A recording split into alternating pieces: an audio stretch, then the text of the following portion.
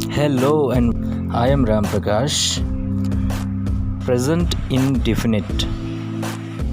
देखिए, टेंस के अंतर्गत जो हमारा पहला सब कैटेगरी है उसे हम बोलते हैं प्रेजेंट इंडेफिनिट। वर्तमान का ये टेंस होता है और इसमें कोई भी क्रिया, जैसे मैं इससे पहले बता चुका हूँ, वो अपूर्ण, इंडेफिनिट मतलब अपूर्ण होती है और उससे हमें ये पता नहीं चलता कि वो क्रिया पूरी हुई है या नहीं।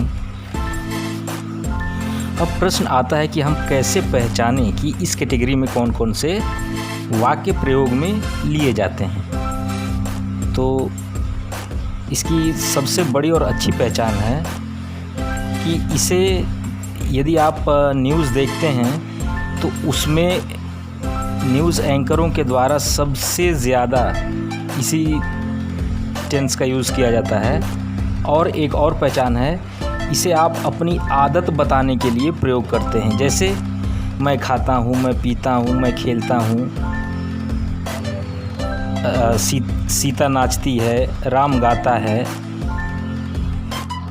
अर्थात कि ऐसा कोई भी सेंटेंस जिसमें सब्जेक्ट क्रिया को कर रहा हो और मुख्य क्रिया के साथ ता है, ती है, ते है, ता हूँ का आदि का प्रयोग किया जाता है, वो प्रेजेंट इंडेफिनिट के अंतर्गत आता है। फॉर एग्ज़ाम्पल, राम जाता है, खाता है, सोता है, बैठता है, नाचता है, गाता है। मैं जाता हूँ, आता हूँ, खाता हूँ आदि, ये सारे जितने भी वाक्य हैं ये इसी के अंतर्गत आते हैं। अब मन में प्रश्न आता है कि इसे बनाते कैसे हैं। तो चलिए हम इसका स्ट्रक्चर देख लेते हैं। इसका स्ट्रक्चर है subject plus first form of the verb plus S या ई एस का प्रयोग प्लस ऑब्जेक्ट। अब यहाँ पे एस या ई एस, तो अपने सेकेंड ऑडियो में मैंने आपको बताया था कि एस किसके साथ और ई एस किसके साथ लगाते हैं। और एस और ई एस मुख्य क्रिया के साथ हम तभी लगाते हैं जब हमारा जो पर्सन है वो थर्ड पर्सन सिंगुलर हो। और मुख्य क्रिया, यहाँ पे मैं थोड़ा शॉर्टकट में आपको बता दूँ, मुख्य क्रिया जो मैंने पहले भी बता रखा है, यदि ओ से स्टार्ट हुई है, ओ से इंड होती है, जैसे जी ओ गो और डी ओ डू, तो वहाँ पे हम ई एस का प्रयोग करेंगे। और कहाँ पे ई एस, जहाँ पर मुख्य क्रिया डबल एस से इंड हुई हो यानी ख़त्म हुई हो, जैसे किस, मिस और पास। और एक कंडीशन और बताई थी मैंने आपको, जहाँ मुख्य क्रिया के अंत में एस एच हो, जैसे पुश, रश, वहाँ भी हम ई एस का प्रयोग करेंगे। और इसी प्रकार से देख लें कैसे बनेगा। किस का किसेज, मिस का मिसेज, पास का पासेज, रस का रशेज, पुश का पुशेज। उसी ऑडियो में मैंने आपको बताया था कि जहाँ कॉन्सोनेंट यानी व्यंजन के बाद वाई लगा हो, वहाँ पे भी हम ई एस का प्रयोग करते हैं और वाई आई में कन्वर्ट हो जाता है। अगर आपको ये अच्छे से समझना है तो हमारे प्रीवियस ऑडियो यानी सेकेंड ऑडियो में जाके देख सकते हैं। फॉर एग्ज़ाम्पल, मेरी, MARRY, मेरी, अगर ये हम वाक्य में प्रयोग करते हैं, जैसे सीता मेरी टू राम, तो यहाँ पर मेरी का मैरिज हो जाएगा, यानी MARRY आई में कन्वर्ट होगा और ई एस का हम प्रयोग करेंगे। अब हम सेंटेंस देखते हैं। सबसे पहले हम लेते हैं सब्जेक्ट। कुछ भी ले सकते हैं, किसी का नाम, ही, शी, इट, और कुछ भी। किसी प्राणी का नाम। तो यहाँ पे फॉर एग्ज़ाम्पल मैंने लिया राम। राम स्कूल जाता है। अब इसको हम फ्रेम कैसे करेंगे? राम तो हो गया हमारा सब्जेक्ट, जाने को बोलेंगे गो, और क्योंकि राम एक थर्ड पर्सन सिंगुलर सब्जेक्ट है तो यहाँ पे हम ES का प्रयोग करेंगे, क्योंकि G और O यहाँ पे इंड हो रहा है O से, तो यहाँ पे हम ES का प्रयोग करेंगे, S का प्रयोग नहीं करेंगे। तो Ram goes to school. To एक प्रीपोजिशन है। जल्द ही मैं आप लोगों के लिए प्रीपोजिशन का एक ऑडियो रिकॉर्ड करूँगा। यहाँ पर एक गौर करने वाली बात यह है, इंडिफिनिट में, प्रेजेंट इंडिफिनिट के सेंटेंस में हम हमेशा वर्ब की फर्स्ट फॉर्म का ही इस्तेमाल करते हैं। जैसे मैंने यहाँ किया गो।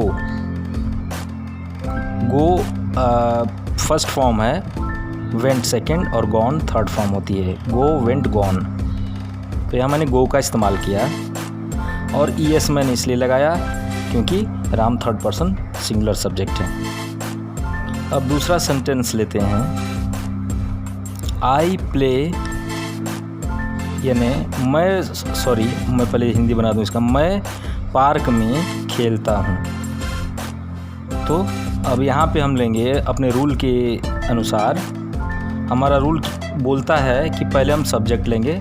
सब्जेक्ट हो गया हमारा आई, फिर मुख्य क्रिया है खेलना, और इसको हम प्ले लेंगे। प्ले फर्स्ट फॉर्म है प्ले, फिर प्लस ऑब्जेक्ट।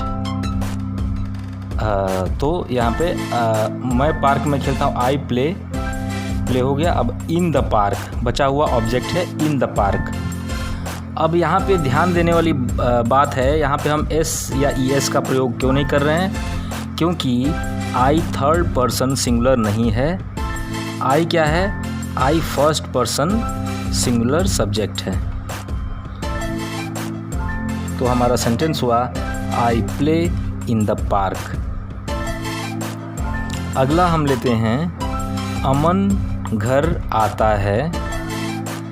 अब इसको हम फ्रेम करते हैं अपने रूल के अनुसार।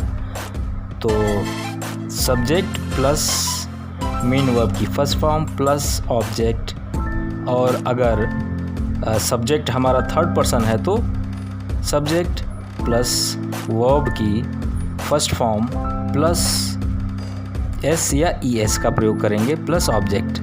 चलिए इसको फ्रेम करते हैं। अमन घर आता है। तो रूल के अनुसार अमन आता है को कम, और क्योंकि अमन क्या है? एक व्यक्ति विशेष का नाम है, यानी वो थर्ड पर्सन सिंगुलर है, और यहाँ पर कम के बाद हम S का प्रयोग करेंगे तो वो बन जाएगा कम्स। अमन कम्स होम। अमन कम्स होम।